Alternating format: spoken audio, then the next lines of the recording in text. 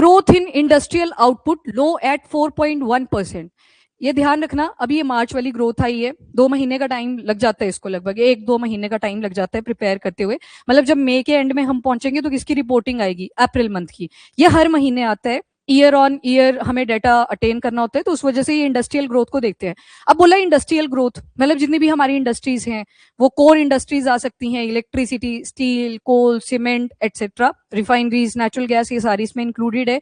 इसके अलावा बड़ी सारी गुड्स हम प्रिपेयर करते हैं तो वो भी इंडस्ट्रीज के अंदर काउंट होती हैं।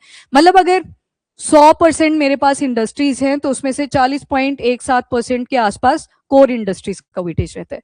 अभी बस इतना याद कर लो, मैंने ये कुछ बोला ना, जो कोर इंडस्ट्रीज का वेटेज रहता है, ये भी करना है आपने। वो 8 इंडस्ट्रीज हैं टोटल, उनको एज इट इज याद ही रखना होता है। रेस, ट्रिपल सी, एनएफ, बस इतनी सी हैं, वो याद करनी होती है। बाकी इंडस्ट्रीज तो कितनी है, न्यूमरस हैं। माइनिंग आता है, वो भी इसमें काउंट करा जाता है। तो मतलब इन शॉर्ट क्या चेक कर रहा है ये? इंडस्ट्रियल ग्रोथ को। अब इसके लिए आपने पहले तो एक ग्राफ को नोट करना है। ये देखो, ये फेब लिखा है, ये मार्च लिखा है। फेब से क्या दिखा रहा है? मार्च में एक डिप आई हुई है, जबकि फेब में देखोगे तो थोड़ा सा ऊपर की तरफ चल रहा था। ठीक है, ये 2 सेक्टर बता दिए यहाँ पे ब्लू से। ये ब्लू वाला जो कलर है ये आईआईपी को बता रहा है कि जैन टू फेब अगर देखे तो स्टेबल सा था, पर अभी क्या हुआ है? ड्रॉप हुआ। अब मैंने एक टर्म यूज करी, दैट इज आईआईपी। ये क्या चीज है? Index of industrial production. 3 चीजों के बेस ईयर चेंज हो चुके हैं, और ये आईआईपी वाला अपडेट आज आपको मिल जाएगा, क्योंकि ये आर्टिकल जब हम कर रहे हैं। एक आ गया आपका GDP, number 2 wholesale price index, number 3 consumer price index, and number 4 IIP. बस याद रखना, ये जो होलसेल प्राइस इंडेक्स है इसका बेस ईयर अभी के लिए चेंज नहीं हुआ है। बाकी जीडीपी का बेस ईयर पहले क्या था? 11-12, अब कितना हो गया? 22-23। सीपीआई का बेस ईयर पहले क्या था? 2012, अब कितना हो गया? 2024। ये कैलेंडर ईयर हम यूज करते हैं। आईआईपी का भी पहले क्या था? अब क्या हो गया? 22-23। ठीक है, तो इसका भी बेस ईयर चेंज हो गया। मतलब 3 ऐसी चीजें हैं जिनका बेस ईयर चेंज हो चुका है। और चेंज क्यों हुआ? क्योंकि इंडस्ट्रियल पैरामीटर्स में भी कुछ ना कुछ चेंजेस आते हैं। आपकी जो डिमांड है वो 2011-12 में जो हुआ करती थी, जरूरी थोड़ी है वो आज के टाइम पीरियड में भी है। तो यहाँ पे भी इंडेक्स का जो बेस ईयर है उसको चेंज करना जरूरी हो जाता है। इन तीनों को याद रख लेना। होलसेल प्राइस इंडेक्स का अभी भी बेस ईयर 2011-12 ही है। ठीक है, इसका बेस ईयर रिवाइज नहीं हुआ है। अब देखो, ये जो year on year growth check करी जाती है ये हर महीने रहती है, और इसमें मेन फोकस करा जाता है मॉडर्न इंडस्ट्रियल सेक्टर्स और प्रोडक्शन पैटर्न्स के ऊपर। तो बेस ईयर को रिवाइज करना जरूरी हो जाता है, क्योंकि हमारी जो मॉडर्न इंडस्ट्रियल स्ट्रक्चर्स की डिमांड है वो भी वेरी कर रही है। पुराने वाले जो पैरामीटर्स हुआ करते थे वैसे थोड़ी थे। पहले लेबर इंटेंसिव ज्यादा था, बाद में मशीन्स की एडिशन हुई, अब बोल रहे हैं कि हम पूरा इसको टेक्नोलॉजिकल ड्रिवन कर देंगे, डिसीजन मेकिंग एआई करेगी। तो चेंजेस आ रहे हैं ना मॉडर्न इंडस्ट्रियल डिमांड में। तो ये डाटा जो होता है मैंने यहाँ पे ऐड करा है जस्ट फॉर रेफरेंस, ये वाला इस महीने का है, तो ये हर महीने का वैसे भी याद नहीं रहने वाला। आपको जस्ट पैटर्न पता होने चाहिए, जो कि आपने ग्राफ से देखा। आईआईपी के हिसाब से फेब मंथ में जो स्टेबिलिटी सी अटेन हुई थी वो अभी ड्रॉप हुई है इफ कंपेयर टू मैन्युफैक्चरिंग। यहाँ पे मैन्युफैक्चरिंग बढ़ रही थी तो आईआईपी जो था वो स्टेबल सा था। यहाँ पे अभी डिप आया दोनों ही चीजों में, मतलब मैन्युफैक्चरिंग जो है वो भी डिप में आई है, और जो आईआईपी इंडेक्स है तो ओवरऑल वो भी ड्रॉप हुआ है। क्यों हुआ? वेस्ट एशिया का कॉन्फ्लिक्ट। बोला कि जो रॉ मटेरियल की सप्लाई थी वो प्रॉपरली नहीं हो पाई है। जैसे मैंने शुरू में एग्जांपल दिए, इलेक्ट्रिसिटी, स्टील, ये सीमेंट, कोल, इनके जब मैं रिफाइनरी, नेचुरल गैस, इनके एग्जांपल देख रहे हैं, जितनी भी इंडस्ट्री इनके ऊपर फोकस्ड है। अब बैकएंड पे तो सप्लाई नहीं आ रही थी, तो ऑब्वियस सी बात थी आपकी जो मैन्युफैक्चरिंग अपनी कंट्री के अंदर हो रही है उसमें भी ड्रॉप होता हुआ आपको दिखाई देगा। तो इसी वजह से आईआईपी को आपने ठीक से अब प्रिपेयर कर लेना है। 8 कोर इंडस्ट्रीज, इनकी जो वेटेज है, अगर मैं 100% इंडस्ट्रीज को ले लूं तो उसमें से 8 तो कैसी हैं? Core industries. अब ये बिल्कुल पैटर्न में लिखी है जैसे जैसे इनको वेटेज दी जाती है। इसको याद करने का एक तरीका होता है जिसको बोलते हैं रेस और triple C NF, that's it. ये 8 कोर इंडस्ट्रीज आ जाती हैं। आर से क्या आ गया यहाँ पे? रिफाइनरी प्रोडक्ट, ई से आ गई इलेक्ट्रिसिटी, एस से स्टील, कोल, क्रूड ऑयल, देन सीमेंट, ये आ गया नेचुरल गैस, और एफ से आ गया फर्टिलाइजर। पर यहाँ पे थोड़ा सा चेंज है इन दोनों पॉइंट्स के ऊपर, मतलब इस ट्रिक से तो आप याद रख ही लोगे कि 3 तो सी से ही है, एक एनएफ आ गया, सीक्वेंस यही रहेगा, बस ये वाला जो सी है ये एन और एफ के बीच में आ जाता है, दैट इज सीमेंट। और यहाँ भी 8 कोर इंडस्ट्रीज हैं। आउट ऑफ टोटल 100% में अगर इंडस्ट्रीज को उठा लूं तो उसमें से ये 8 कोर इंडस्ट्री निकल के आती हैं। अब इनकी भी फर्दर क्या क्या वेटेज रहती है तो उनको भी देख लो। सबसे पहले कौन था? रिफाइनरी। रिफाइनरी की जो वेटेज है वो 28.04% है। वैसे ही नेक्स्ट देखोगे तो दैट इज इलेक्ट्रिसिटी, तो इसकी 19.85% वेटेज है। देन देखोगे आप स्टील, तो स्टील की है 17.92। कोल आ गया तो कोल की है 10.33%। क्रूड ऑयल आया 8.98%। 6.88%, natural gas 6.88%, cement 5.37% and fertiliser 2.63%। ये वाला जो कोर इंडस्ट्री का सवाल है स्टेट एग्जाम में बहुत रिपीटेडली आता है, आप बस देख के जाए एटलीस्ट एक बारी। पता नहीं हिमाचल के पेपर में पूछा था मेरे ख्याल से कि आउट ऑफ द फॉलोइंग कौन सा कोर इंडस्ट्री का पार्ट नहीं है, तो उसमें 8 आपको पता होने चाहिए थे, बाकियों का पता होना जरूरी नहीं है, ठीक है। एटलीस्ट ये पता होनी चाहिए। बोला क्या? Core industries. तो आईआईपी के अंदर जो आपका इंडेक्स ऑफ इंडस्ट्रियल प्रोडक्शन रहता है उसमें टोटल वेटेज कितनी है इसकी?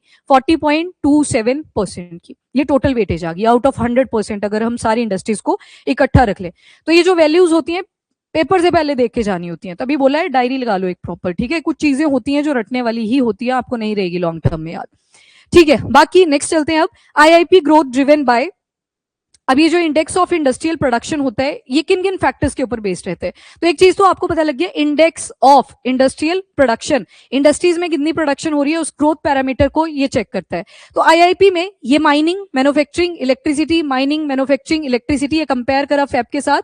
फैब में अगर देखोगे कि 3.1% पे था माइनिंग वाला पार्ट, ऊपर 5.5% पे है। यहाँ पे मैन्युफैक्चरिंग 5.9% थी, अभी देखोगे तो 4.3% पे हुई है। रिडक्शन हमें मैन्युफैक्चरिंग में दिखाई दे रही है। और जो ग्राफ भी आपने देखा उसमें कौन सा पैरामीटर चेक करा था? मैन्युफैक्चरिंग वाला, और मैन्युफैक्चरिंग में हमने देखा डिप आ रखी है कंपेयर टू द फैब के मंथ में। और इलेक्ट्रिसिटी को देखोगे 2.3% थी, इस बार ये स्लोअर ग्रोथ पे चला है 0.8%। अब ये इलेक्ट्रिसिटी वाला भी एक इंपॉर्टेंट पैरामीटर निकल के आता है जिसे हम कंप्लीट करेंगे एल नीनो वाले इंपैक्ट के अंदर। अभी आपको पता है बड़ी ज्यादा हीट वेव्स चल रही हैं, थोड़ी सी बारिश हुई, एक उम्मीद हुई, पर इससे फार्मर्स का लॉस होता है। हम शायद खुश हो जाएं कि ठंडा हो गया मौसम, पर फार्मर्स का लॉस होता है क्योंकि हार्वेस्टिंग सीजन चला हुआ है। चलो ये नेक्स्ट वेक्टर है इलेक्ट्रिसिटी का। ये जो पावर ग्रिड्स होते हैं बहुत गर्म हो जाते हैं जब हीट वेव चलती है। अभी 50 डिग्री आएगा थोड़े दिन में यहाँ पे आपके पेपर के पास में यूपीएससी, और आपकी किस्मत अगर अच्छी रही तो सब बढ़िया रहेगा, अगर खराब रही तो पिछले दिन लाइट भी जाती है, ठीक है। पूरी रात लाइट नहीं थी, मुझे याद है जब मैंने लास्ट टाइम वो अटेम्प्ट दिया था 23 वाला, तो उस दिन ना लाइट ही चली गई, और वो आई फिर जाके सुबह के 4 बजे, फिर 2 घंटे में सोई तो, पर अलार्म इतने सारे लगाए कि ऐसे नहीं सोई रहेगी। तो ये प्रॉब्लम भी आती है। तो इससे क्या हो रहा है, ये जो एल नीनो इम्पैक्ट है कहीं ना कहीं जो हमारा वेदर पैटर्न है उसमें चेंजेस कॉज करता है। ये वाला फैक्टर हम पढ़ेंगे पर एल नीनो के साथ, ठीक है। उसमें ला नीना वो दोनों फैक्टर्स देख लेंगे, या नॉर्मल कंडीशन क्या रहती है उसको भी देख लेंगे, पर ये अपने में ही अलग सा टॉपिक है। पर यहाँ पे आपको क्या दिख रहा है कि जो इलेक्ट्रिसिटी है उसका भी ड्रॉप आया है, 2.3% था, अभी कितने पे चला गया ये 0.8%। चलो अब बाय यूज बेस्ड क्लासिफिकेशन, जब चीजें यूज करते हैं उसके बेसिस पे भी बड़ी सारी क्लासिफिकेशन है। इसमें कैपिटल गुड्स आती है, इसमें सबसे ज्यादा ग्रोथ देखी गई 14.6% की। कंस्ट्रक्शन गुड्स आती है, primary goods, intermediate goods, consumer durable, consumer non durables etcetera. इसके बाद कंसर्न क्या क्या है? अर्बन डिमांड रिस्क, आप देख रहे हो आज के टाइम पे इन्फ्लेशन भी हो रही है, और आईटी में यही पता नहीं चल रहा है कि किस तरफ पैटर्न शिफ्ट होने वाले। पैटर्न शिफ्ट मतलब अगर कोई सोचता है आईटी सेक्टर के अंदर की एआई का इंटीग्रेशन हो रहा है, अभी ना एनालिसिस नहीं हो पा रही है कि ये किस तरफ डायरेक्शन में जाएगा, आइडिया नहीं लग पा रहा है कि कौन से सेक्टर में डिमांड ज्यादा ड्रिवन होने वाली है। इन्फ्लेशन, महंगाई ऑलरेडी है, रूरल डिमांड देखो तो बिलो नॉर्मल रेनफॉल हुआ है, एल नीनो का इम्पैक्ट है। ये ज्योग्राफी का टॉपिक है, इसको हम अलग से ही कर लेंगे, अभी चल रहा है बथेरा, न्यूज़पेपर में डेली आता है ऑलमोस्ट, इसको हम अलग से कर लेंगे। अब ये चीजें तो होगी वो जो हर महीने ही आती है, अब कितनी याद कर लोगे यहाँ से, परसेंटेज आपको याद रहेगी भी नहीं, आपको सिर्फ कहाँ पे डिप आया, कहाँ पे इंक्रीमेंट हुआ, वो चीजें पता होनी चाहिए। Next is statistical update. पहले था बेस ईयर 2011 से 12, अब ये हो चुका है 2022 से 23, और कब से इंप्लीमेंट करा जाएगा? From June 1। तो डेट इज इंपॉर्टेंट, अनाउंसमेंट हो चुकी है, जून 1 से इसकी इंप्लीमेंटेशन है। जो बेस ईयर है 2022 से 23 रहेगा। एंड ये ब्रॉडर उसमें भी आता है कि जो रिवीजन हमारी मॉस्पी ने अभी चला रखी थी, जैसे जीडीपी की करी, देन सीपीआई की करी, उसी में इंडेक्स ऑफ इंडस्ट्रियल प्रोडक्शन की भी करी, ministry of stat and programme implementation.